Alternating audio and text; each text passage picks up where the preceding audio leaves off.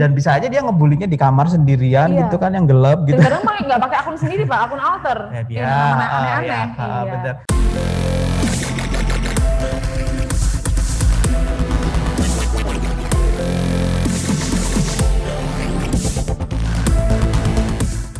Oke, sebelumnya perkenalkan diri dulu. Nama saya adalah Yani. Saya akan memandu acara kece pada siang hari ini dari awal sampai akhir. Ini bakal bermanfaat banget buat kalian karena temanya seru banget. Mengapa komentar netizen begitu pedas? Oke.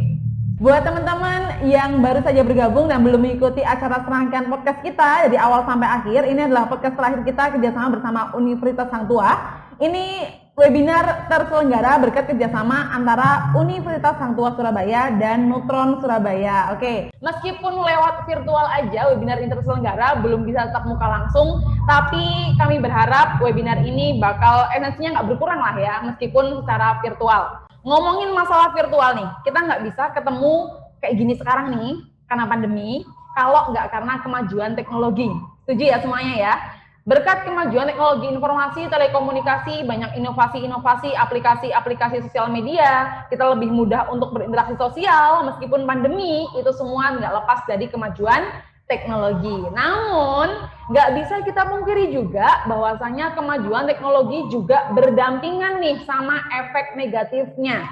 Kenapa? Karena kita bisa dengan bebasnya, dengan mudahnya kita komentar, kita ngobrol sama stranger, sama orang asing yang bahkan kita nggak tahu, tanpa ada aturan khususnya sepertinya ya. Sangat bebas banget kalau di dunia maya. Bahkan kita bisa loh bikin akun alter. Pasti dari kalian semua yang ikut acara hari ini pasti punya akun lebih dari satu. Betul?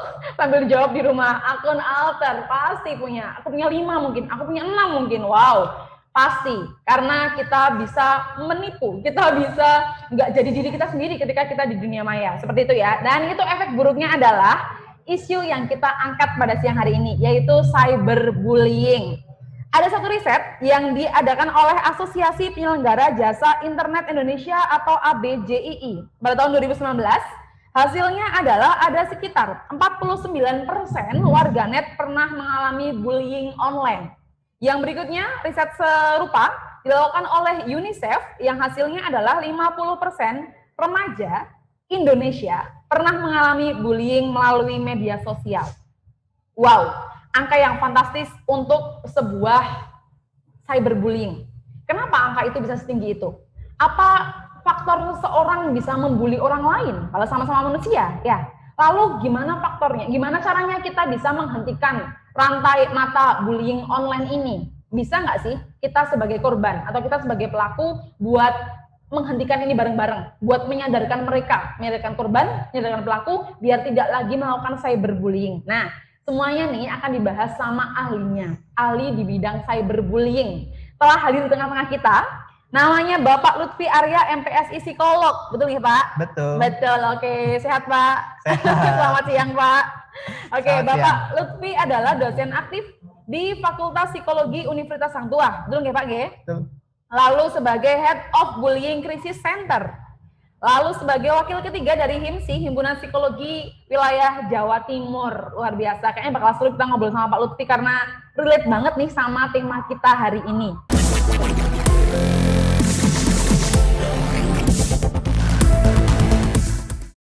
Oke, Pak Lutfi. Yap. Sebelum kita ngobrol makin jauh nih Pak, buat pemanasan, kita main game dulu ya Pak ya? Boleh. Oke, boleh. Gamenya namanya mitos atau fakta Pak. Oke, mitos fact. Rules-nya nanti Pak Lutfi tinggal menyebutkan, oh ini mitos, ini fakta, saya menyampaikan statement-nya. Oke, sepertinya ini statement juga beredar di masyarakat, karena saya juga ambilnya dari tanya-tanya sama teman-teman di Newton juga, siswa-siswi juga. Hanya mitos fakta gitu aja jawabnya ya? Mitos fakta, Bapak boleh menyertakan penjelasan sedikit. Oke. Kita mulai ya teman-teman ya. Barangkali ini juga ada di pikiran teman-teman, saya sampaikan langsung, konfirmasi langsung sama Pak Lutfinya. Yang pertama, bullying adalah bagian normal dari masa kanak-kanak dan Anda hanya harus mengabaikannya saja. Mitos atau fakta Pak Lutfi? Mitos. Mitos dengan tegas. Gimana tuh Pak Lutfi penjelasannya? Iya, itu bukan hal normal ya. Artinya bisa kita menciptakan lingkungan yang bebas bullying itu sebenarnya bisa. Gitu kan ya. Jadi ya nggak benar kita mengatakan itu part of life karena dampak bullying itu nyata, jadi itu nggak part of life. Oke. Gitu. Siap. Bukan bagian dari kehidupan dan itu tidak normal. Bisa kita menciptakan lingkungan yang lebih sehat gitu ya Pak Lutfi. Yep.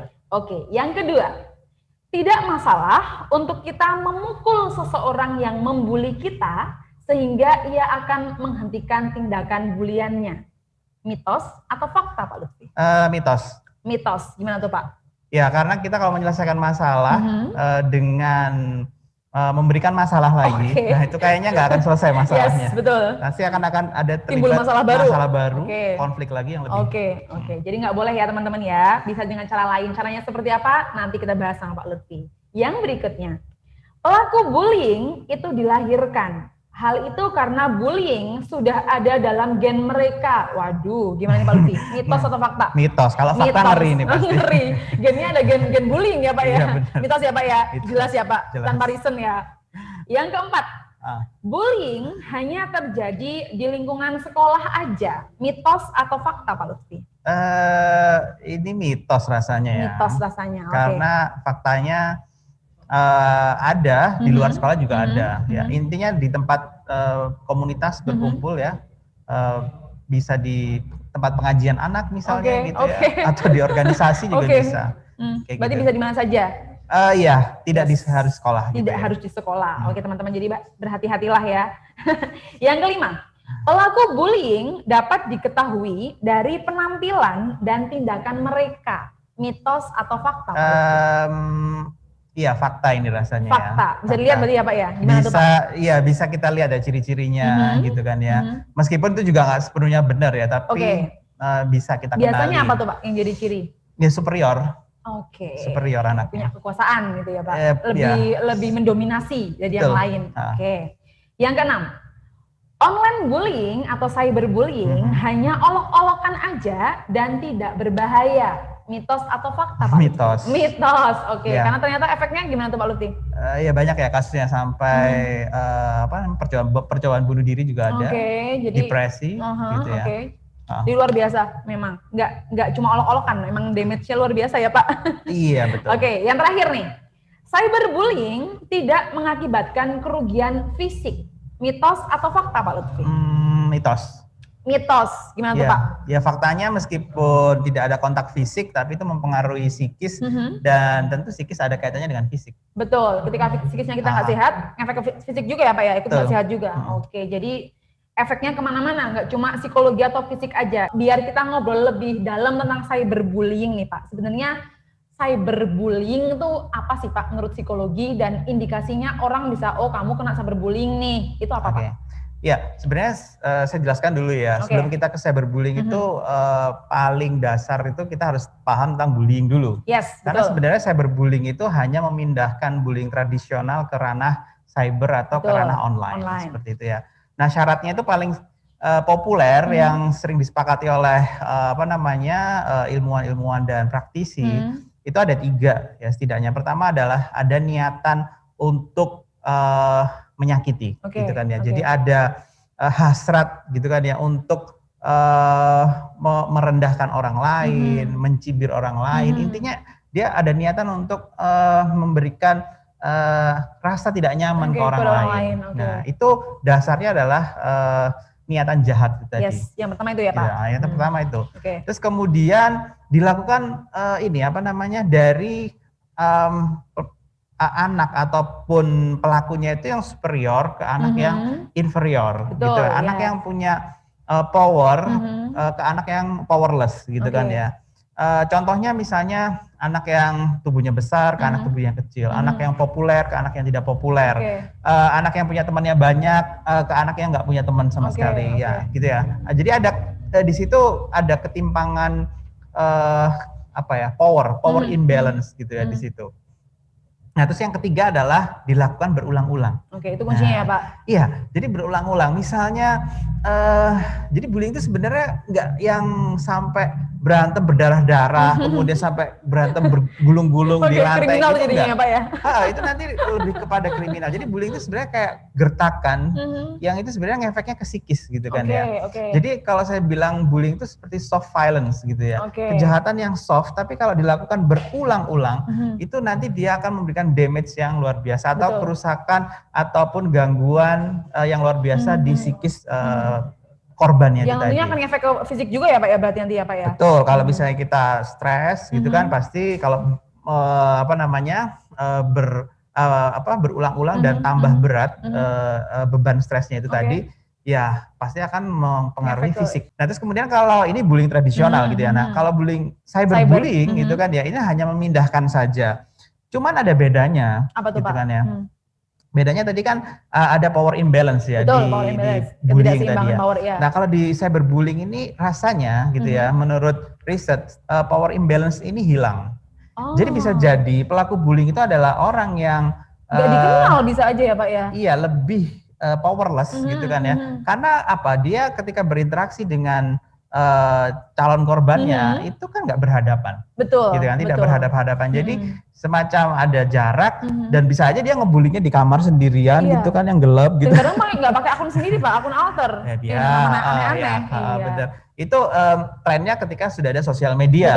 Gitu kan. Kalau dulu sebelum ada sosial media, ya bisa jadi itu real account ataupun nomor orang itu. Atau kalau zaman dulu itu semacam SMS tidak dikenal gitu kan, nomor telepon yang tidak dikenal kayak gitu-gitu. Nah kemudian sekarang sudah ada sosial media, ini makin lagi gitu kan ya, makin lagi seperti itu. Jadi makin ada itu tadi ya, kayak anonim, pseudonym dan seterusnya itu kan ya, akun-akun palsu dan apa tadi bilangnya? Akun alter. Alter ya, ada alter ego yang lain gitu kan. Oh alternatif maksudnya, bukan alter ego ya. Itu sebutan anak zaman sekarang Pak, akun alter gue gitu Pak. Iya, oke.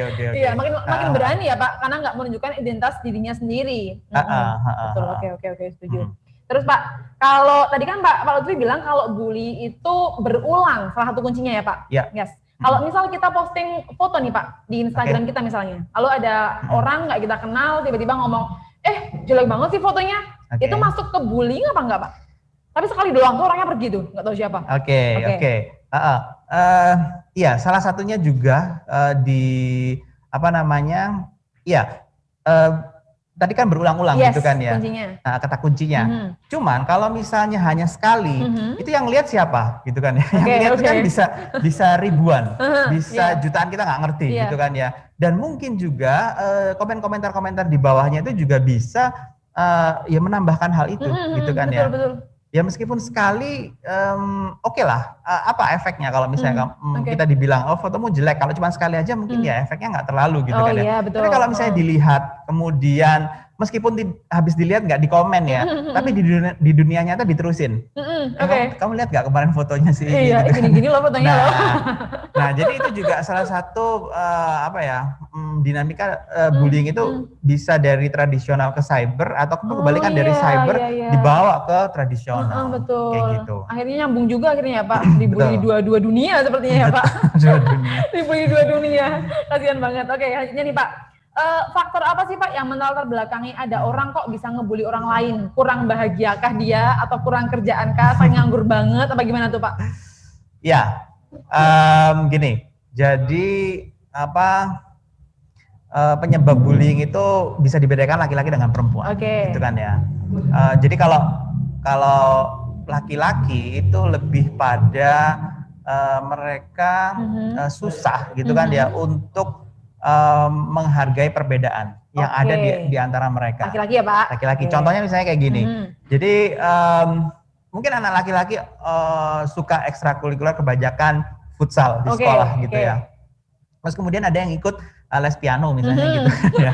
Nah, terus kemudian ya jadi kalau misalnya kamu nggak ikut futsal, berarti kamu itu bukan bagian dari kita.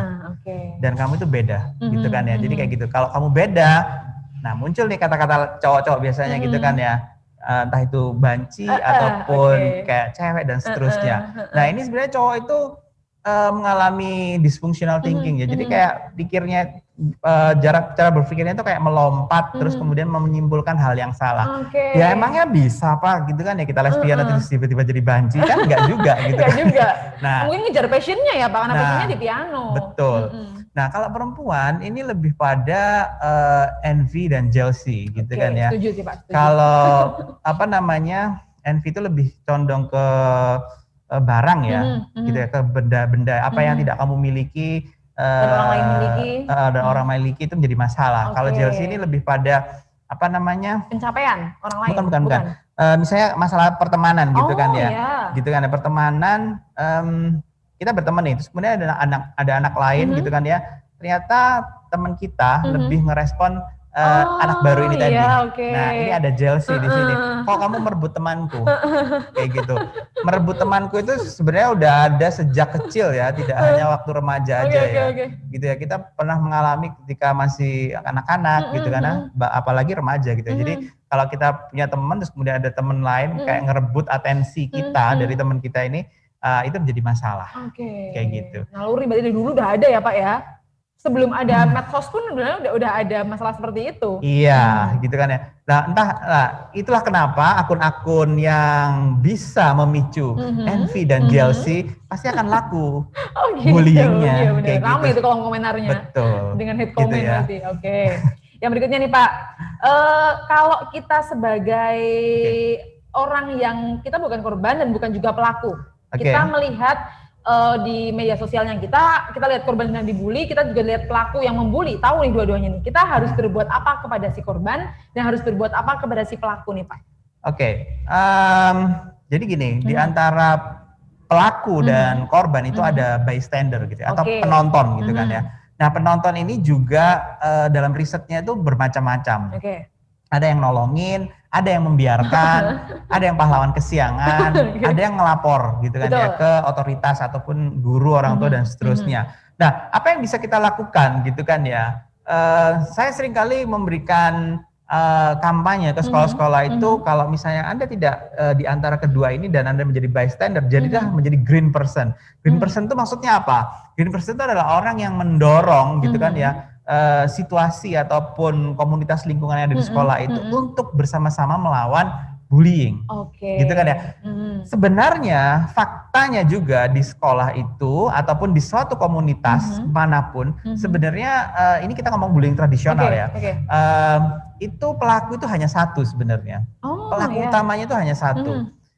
Nah, tapi yang menjadi besar itu adalah orang-orang yang mendukung di sekitarnya. Betul, iya. Gitu kan ya. Jadi kalau misalnya saya cek gitu kan ya, di satu kelas ada yang dibully korbannya, itu pelakunya cuma satu sebenarnya. Aktornya itu cuma satu. Tapi yang lain-lainnya itu mungkin takut dibully akhirnya ikut ngebully. Ikut geng yang sebelah sana. Iya. Kan ketika memang pelaku ini sudah tidak didukung lagi gitu kan ya udah dia nggak ada apa-apa. Dia nggak ada power untuk bisa melancarkan strategi bullyingnya.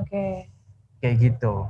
Jadi itu yang bisa kita lakukan ya Pak ya? Iya, kalau bisa lakukan ya kita jadi green person aja gitu kan ya. Tapi ya tetap ya, artinya gini, ketika kamu melakukan jangan kayak pahlawan kesiangan, artinya ya udah ayo aku pokoknya melawan bullying, aku bantu. Tapi habis itu ketika pelaku ngebales, kita nggak bisa argumen, kita nggak bisa berargumen, kita nggak bisa melawan dengan cara yang lebih baik. Nah itu juga blunder ya menurut saya, maksudnya kesalahan juga. Jadi kita harus membekali diri dulu sebelum kita memang berani benar-benar untuk membela korban itu tadi.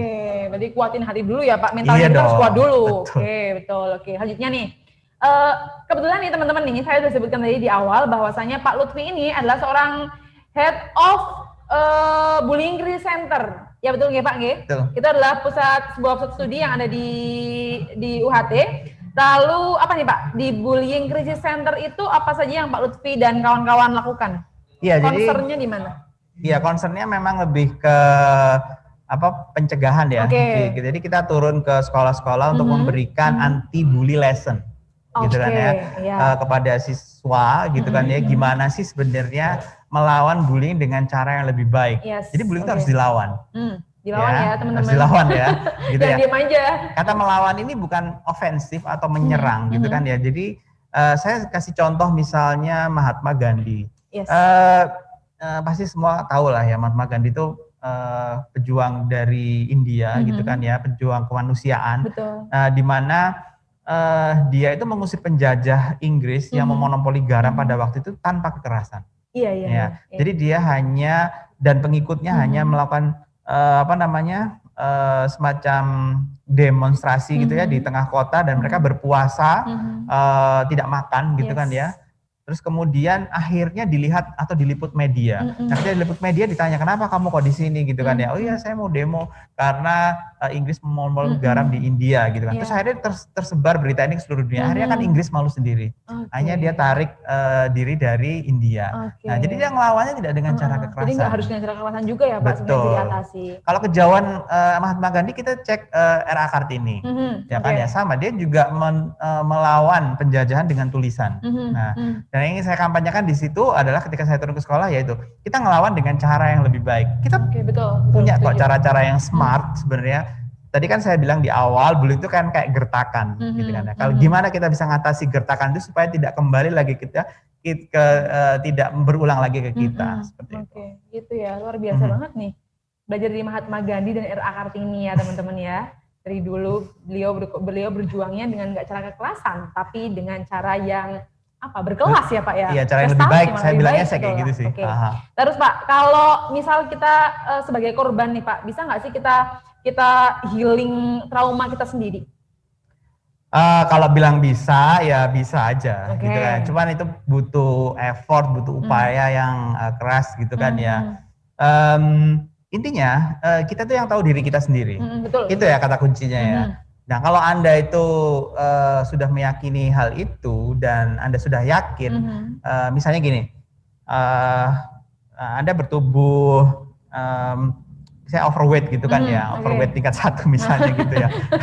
Nah, Anda kan yang tahu diri Anda sendiri ya, yang udah nggak apa-apa.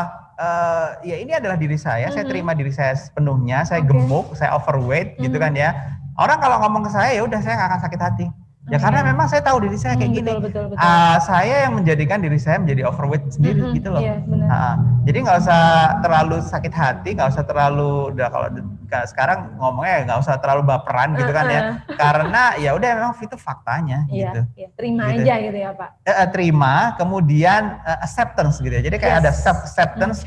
Ya kamu mau ngomong apa aja tentang saya, ya itu it doesn't matter, nggak ada efeknya buat saya gitu loh. Kayak gitu. Kalau mentalnya sehat sebenarnya bisa ya Pak ngehandle itu semua ya Pak. Itu salah satu contohnya adalah self acceptance. Nah, kalau kebanyakan mereka tidak bisa healing dari bullying itu karena kemakan omongan dari pelaku. Itu dia. Nah, pelaku loh nanti kalau ditanya, kamu kenapa kok sejahat itu? Enggak, aku loh cuma bercanda. Padahal efeknya itu luar biasa ke korbannya. Gitu loh. Jadi kalau pelaku aja seenteng itu ngomongnya, kita juga harus enteng dong nyelesainnya. Iya, betul kayak gitu. Kan biasanya gitu nih Pak, alih-alih bilang cuma gue bercanda kok, baper amat sih gitu doang sih, atau jangan anggap serius dong, lo gitu aja, yang chill kenapa? Gitu kan biasanya kan Pak. Terus gimana nih Pak cara ngebedain, aduh aku tuh dibully apa enggak sih, aku dikatain gini sih, gimana tuh Pak? Iya, jadi gini, ketika memang perkataan ataupun semacam naming ya, julukan-julukan yang kita terima itu malah mendekatkan persahabatan. Betul, ya itu bukan kategori bullying. Misalnya nih dalam satu pertemanan kita 5 orang, ada yang dipanggil celeng, ada yang dipanggil kribo, misalnya kayak gitu. Misalnya, gitu kan. Tapi nggak ada masalah, itu malah mempererat persahabatan, itu bukan bullying. Tapi ketika ada salah satu yang merasa keberatan, gitu kan ya. Sebenarnya kita sebagai pelaku itu juga, kalau kita ngomong, bukan pelaku ya, kalau kita misalnya ngasih julukan, itu kan kita sebenarnya kita bisa lihat ya respon orang itu. Apakah dia tertawa, apakah dia sakit hati atau ngerasa gimana, itu kan reaksinya bisa dilihat ya Pak. Manusia itu kan sebenarnya punya naluri untuk bisa meng-capture hal itu, gitu kan ya. Setuju. Tapi memang ada beberapa sih ya case gitu kan yang memang dia tuh empatinya sangat rendah, itu ada juga yang seperti itu. Jadi dia nggak bisa meng-capture ekspresi orang yang kecewa, ekspresi orang yang ignorance gitu ya Pak ya. Betul, kayak gitu. Nah, itu yang susah ya. Itu case sendirilah. Tapi kebanyakan orang akan bisa tahu gitu kan ya, lawan bicaranya itu akan tersinggung atau tidak gitu. Ketika hal itu sudah mengarah-arah ke tersinggungan, ya sudah jangan diteruskan dong gitu. Nah, bagi yang dikenai atau korban gitu kan ya, kalau misalnya nggak suka ya udah ngomong, aku nggak suka lo dibilang kayak gitu. Iya. Kayak gitu. Itu perlu ya Pak, keberanian ngomong seperti itu ya Pak. Keberanian ngomong kayak gitu. Apalagi itu nggak sesuai dengan fakta. Nah, itu penting. Gitu Fitnah kan, jatuhnya ya Pak ya. Jatuhnya jadi fitnah nanti. Jadi betul. Benar. Iya.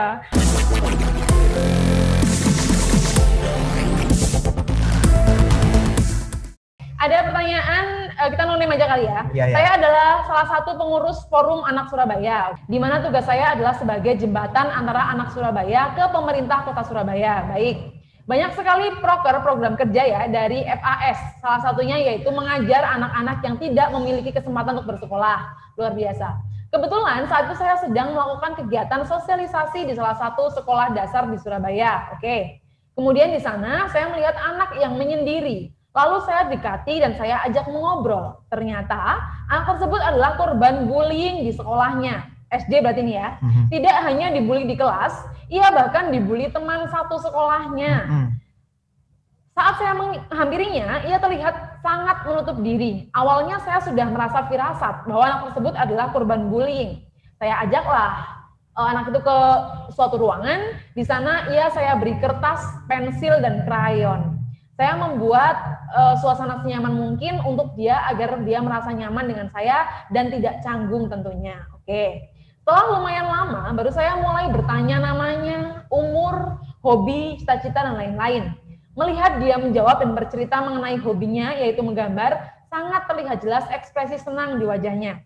Sangat berbeda dengan ekspresi yang saya lihat saat di kelas tadi.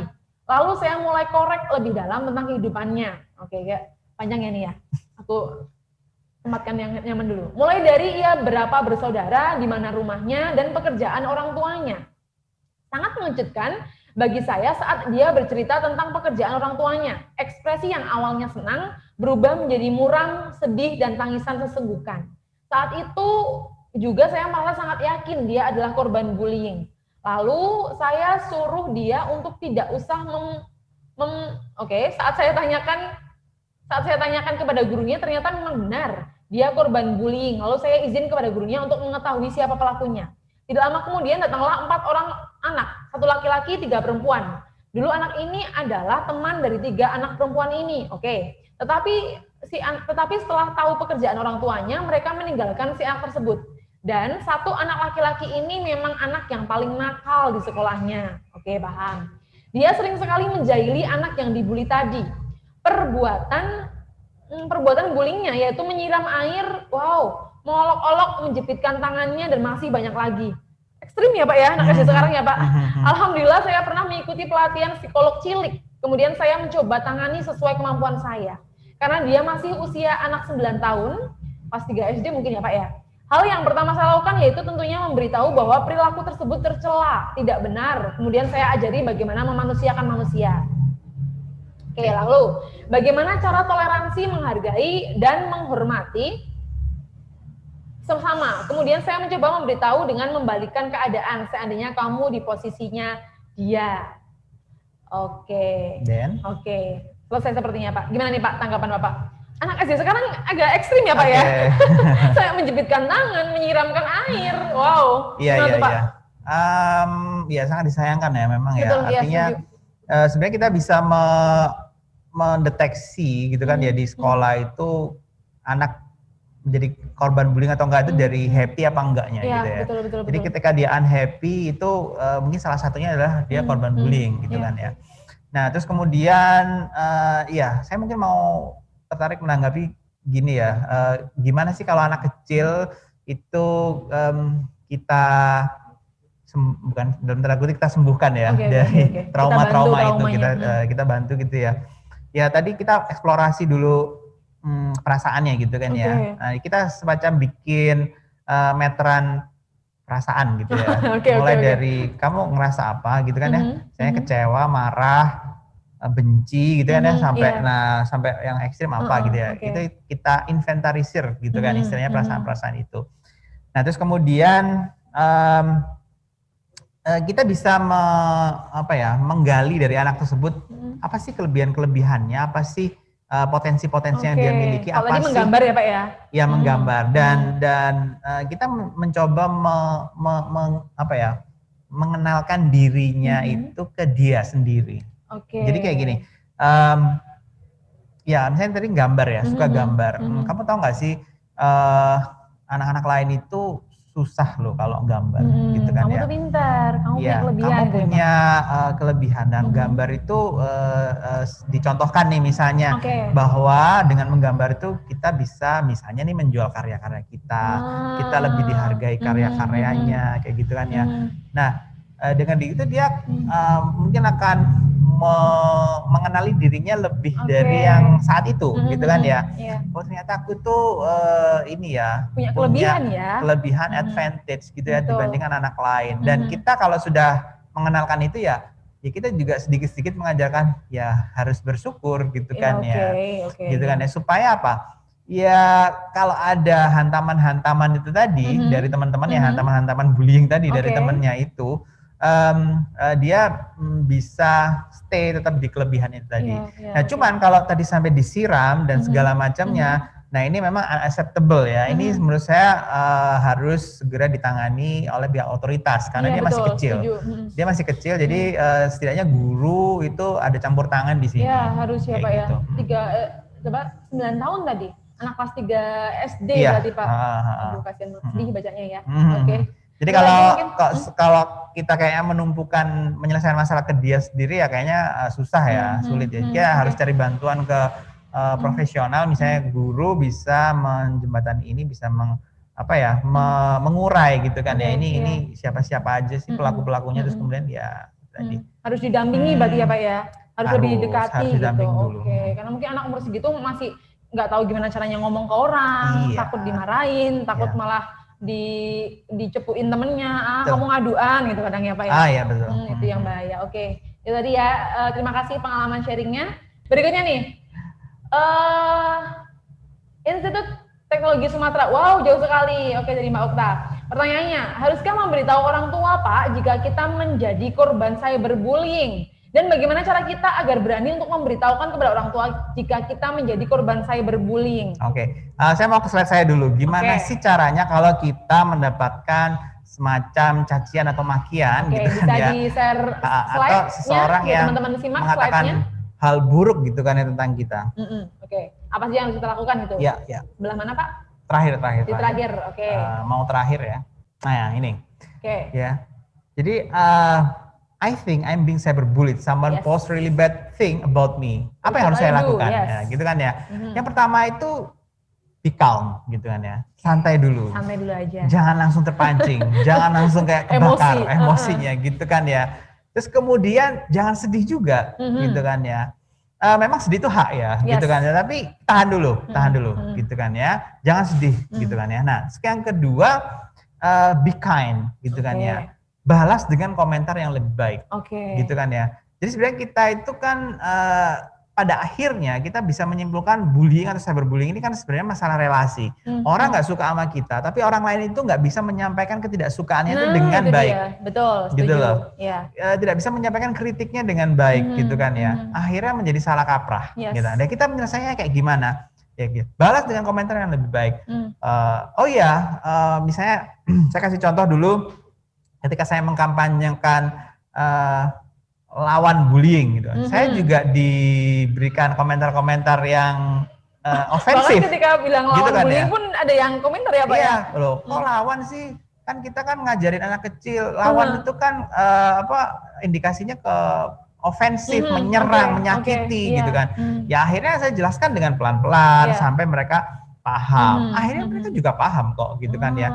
Apa yang bisa kita simpulkan dari sini gitu kan ya, masih tetap di slide saya, itu adalah bahwa setiap orang itu sebenarnya pengen diperlakukan dengan baik. Meskipun itu penjahat, meskipun itu orang yang musuh kita, kita anggap sebagai musuh gitu ya. Mungkin kalian protes ya, ngapain Pak musuh kita baik-baikin gitu kan ya. Tapi memang gitu, pada dasarnya manusia itu semuanya ingin diperlakukan dengan baik. Betul. Kalau misal meskipun itu penjahat ataupun penjahat kelas berat, pembunuh ataupun apalah itu gitu kan ya, itu pengen diperlakukan dengan baik. Nah kalau kita melakukan dengan baik, iya mungkin nggak tahu efeknya itu saat itu juga atau next ke depan itu akan ada efeknya. Gitu. Yakinlah Okay. dengan hal itu, gitu kan ya. Jadi memang jangan minta efek instan, gitu, tapi itu lebih apa ya? Lebih adem ya di diri kita ya daripada kita marah-marah, kemudian menjadi tidak baik, kayak gitu. Tapi apakah ketika kita jadi korban itu harus lapor ke orang tua nggak menurut Pak Lutfi? Ya ini poinnya kan sebenarnya kalian atasi dulu lah, sendiri gitu dulu. loh. Iya, gitu loh. Gitu. Pesan saya itu sebenarnya, gitu kan ya. Karena ya itu tadi, kalau kita bisa menyelesaikan di level ini, ya kita naik kelas sebagai orang yang memiliki keterampilan sosial, kayak gitu kan ya. Advance gitu ya Pak? Iya, advance gitu kan. Kita bisa mengatasi halangan ini ataupun obstacle ini gitu kan. Tapi kalau memang kapan ya ketika kita memang nggak bisa menghandle lagi, gitu kan. Udah berat banget nih, udah berat nggak banget. bisa sendiri nih. Jadi intinya ya jangan yang dikit-dikit aja dilaporin, gitu kan ya. Tapi juga jangan nggak ngelapor sama sekali. Kira-kira kayak gitu ya. Jadi berjuang dulu, atasi sendiri dulu gitu ya Pak. Betul. Ya.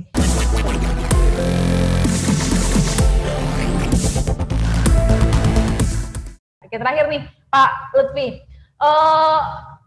tips buat siswa, anak SMA terutama, anak mahasiswa terutama, dan buat orang tua, mungkin sebelum kita ada orang tua untuk menangani kasus bullying ini.